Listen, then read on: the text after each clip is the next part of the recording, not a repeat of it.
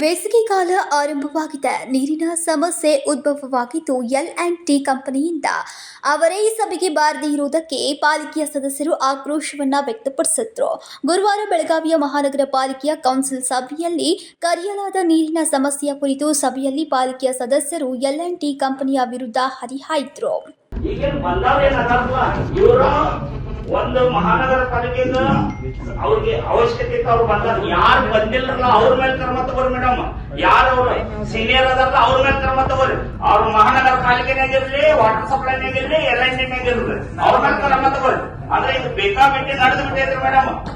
MES ಸದಸ್ಯ ರವಿ ಸಾಳುಂಕೆ ಮಾತನಾಡಿ, ನೀರಿನ ಸಮಸ್ಯೆ ಎದುರಾಗುವ ಮುನ್ನವೇ L&T ಕಂಪನಿ ನಡೆಸ್ತಾ ಇರುವ ಕಾಮಗಾರಿ ಇನ್ನೂ ಮುಗ್ದಿಲ್ಲ. ಪಾಲಿಕೆಯಿಂದ ಕರೆಯಲಾದ ಸಭೆಗೂ L&T ಕಂಪನಿಯವರು ಹಾಜರಾಗದೆ ನಿರ್ಲಕ್ಷ್ಯ ವಹಿಸಿದ್ದಾರೆ. ಅವರ ಮೇಲೆ ಕ್ರಮ ಜರುಗಿಸಬೇಕೆಂದು ಆಗ್ರಹಿಸಿದರು. जर त्या L&T अधिकाऱ्यांना जर त्याची काळजी नसेल तर मिटिंग घेण्यात अर्थ नाही असं मला वाटतंय. आणि आता पाण्याची समस्या तर रोजच्या रोज वाढत चाललेली आहे. त्याचबरोबर एकतर टँकरची कमतरता पण जोरात चालू आहे. आता एक टँकर जरी मागवायचा मोठा याच्या अगोदर कसं एक अर्धा एक तासामध्ये येत होता, आता टँकर मोठा सकाळी सांगायची सर दुपारपर्यंत येतो टँकर.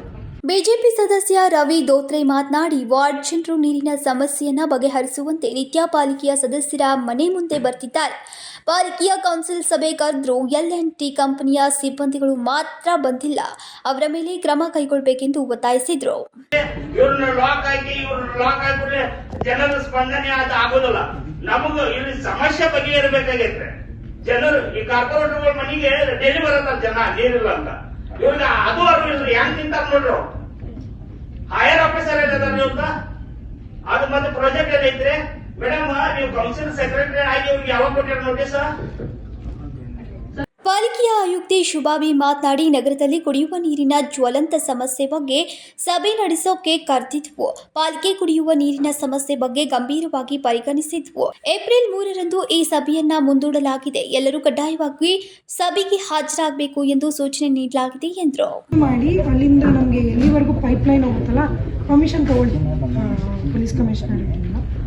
ಎಲ್ಲಿಂದ ಪೈಪ್ ಲೈನ್ ಹೋಗುತ್ತಲ್ಲ ಅದರ ಬಗ್ಗೆ ಹೇಳಬೇಕಲ್ಲಿ. ಎಲ್ಲಿಯೂ ಸಹಿತ ಒಂದೂ ನಮಗೆ ಲೀಕೇಜ್ ಇಲ್ಲ, ಅದು ರಿಸ್ಟೋರೇಷನ್ ಆಗಿರುತ್ತದೆ. ಅಲ್ಲಿಂದ ನಿಮಗೆ ಪ್ರಾಜೆಕ್ಟ್ ಕಾಸ್ಟ್ ಏನಿದೆ 924 ಏನು ಪ್ರಾಜೆಕ್ಟ್ ಕಾಸ್ಟ್ ಇದೆ, ಅದರಲ್ಲಿ ಪ್ರತಿ ವಾರ್ಡಲ್ಲಿ ಎಷ್ಟು ಕೆಲಸ ಆಗಿದೆ ಅದರದ್ದೊಂದು ಮ್ಯಾಪಿಂಗ್ ಡಿಜಿಟಲ್ ವಿಡಿಯೋ ಮೂಲಕ ನೀವು ನಮಗೆ ತೋರಿಸಿ. ಇನ್ನು ಈ ಸಂದರ್ಭದಲ್ಲಿ ಉಪಮೇಯರ್ ವಾಣಿ ಜೋಶಿ, ಪಾಲಿಕೆಯ ಸದಸ್ಯರಾದ ಹನುಮಂತ ಕೊಂಗಾಲಿ ಸೇರಿದಂತೆ ಅನೇಕರು ಉಪಸ್ಥಿತರಿದ್ದರು.